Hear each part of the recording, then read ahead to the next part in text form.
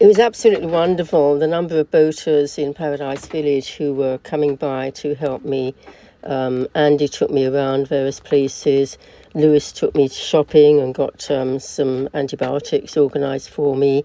And then Hermann and Ingrid here came by, having met with me as I was getting my import permit cancelled in the office there. And they came by for a couple of days and did some wonderful work on board, which I really would have been struggling badly with my damaged left arm.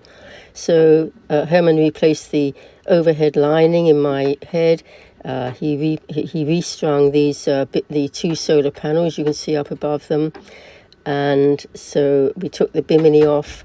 We took away the wood of the in the cockpit so I could replace the support for the plotter there, and also clean everything and get the hatch sliding better.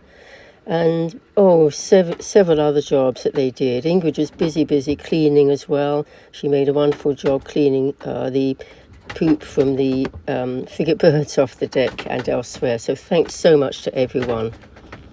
It was really lovely to get so many important jobs ticked off my to-do list finally, before my neighbour Mike on No Worries took me over to Bucerías for my last meal. So my last night in Mexico, and I'm looking at the donkeys on the beach here. This is fun. And this is Bucerías beach. I'm coming here with a little group for a meal. I have a spare. The stars upside down. Okay, a really lovely Italian meal I'm having. Well, it's actually. amazing. It's not Mexican, but look at that. I love that.